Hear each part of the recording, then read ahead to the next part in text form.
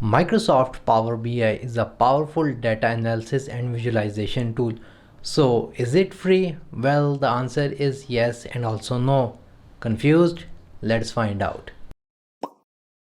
First of all, Microsoft Power BI has two products.